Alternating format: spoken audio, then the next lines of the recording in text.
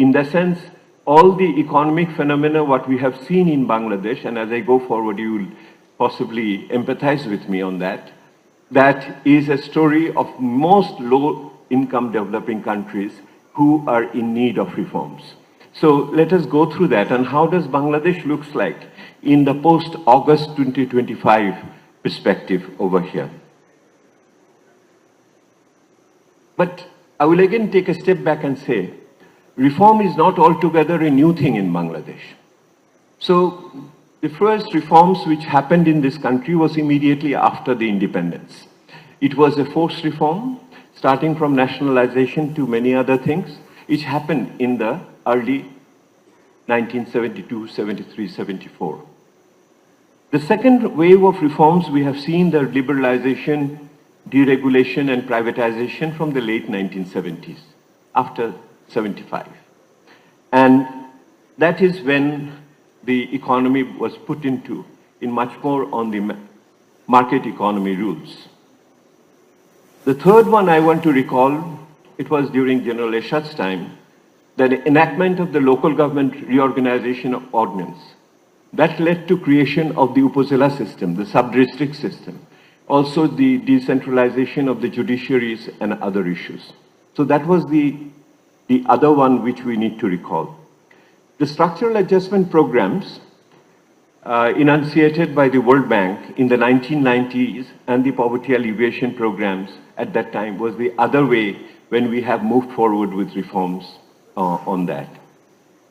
On the emphasis on digitalization since 2010, you may also remember in many ways. The one which I missed out over here, and I would be failing in my duty to not to remember, was the reform during the caretaker government of 2008-9. That was when the national identity card came in, and that helped us to create a database of digitalization and delivery of public services, which we are trying to improve upon currently in that way. So that was another reform which we have seen on this case. So amongst this, I would like to pick a couple of successful reform issues which have happened in this country. And I take with some I call this anti-development or anti-reform alliance, was essentially what we call is crony capitalism. For those for easy Bangla, I call it chamcha pujibad. So in a capitalism, when you do not really allow the market to operate and everybody to compete, but you have your handful of people whom you love and you protect, and they share the booty with you, these are the people which were over there.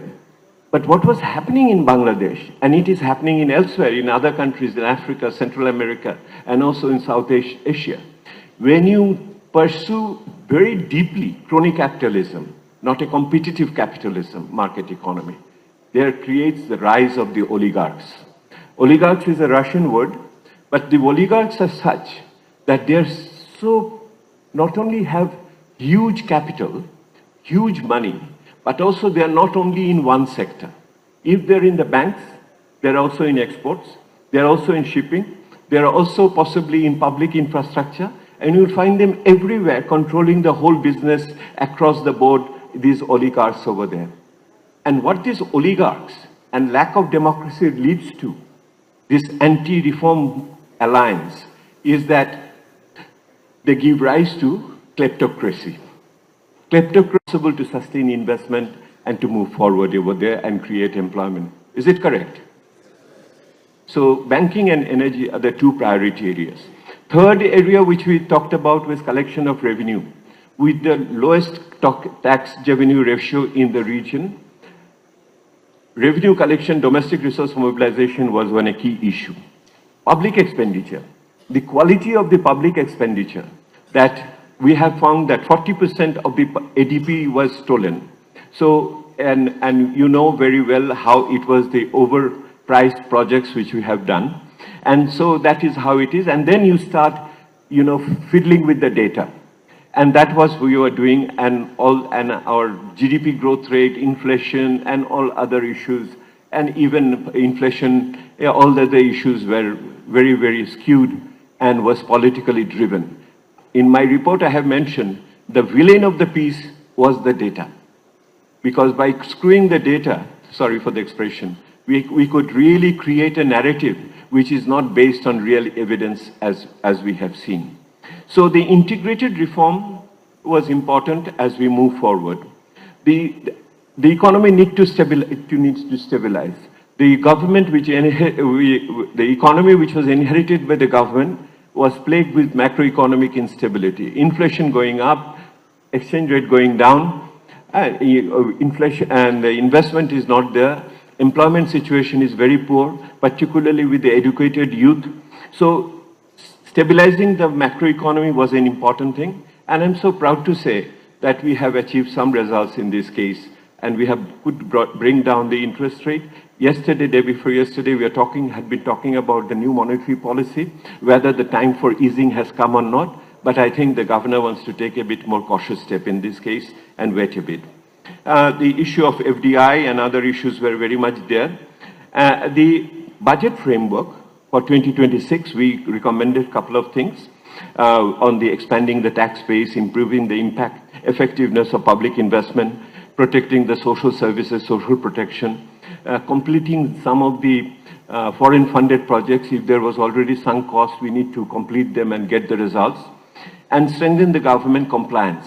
The government has to be neutral when it comes to the market as it goes, and get some concessional financing.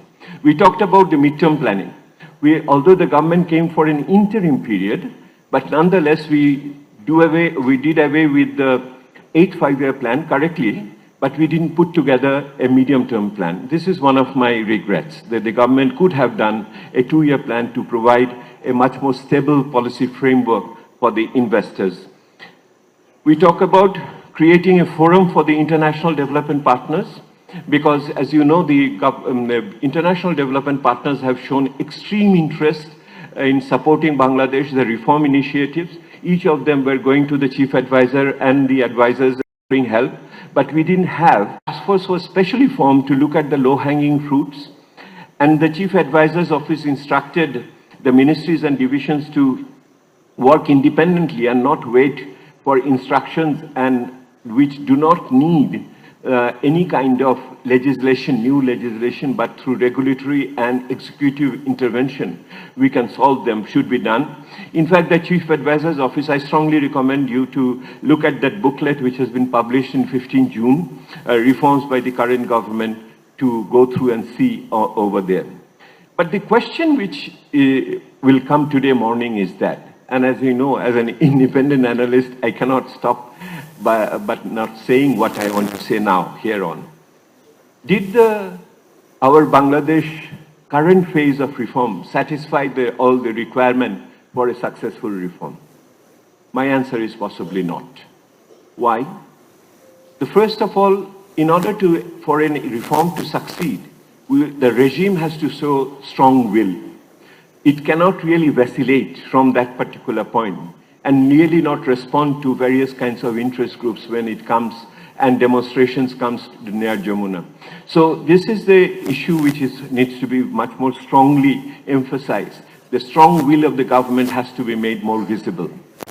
Second one is that there has to be a clear and shared vision. I think the vision has to be shared not only by the government within, but also with the public in general.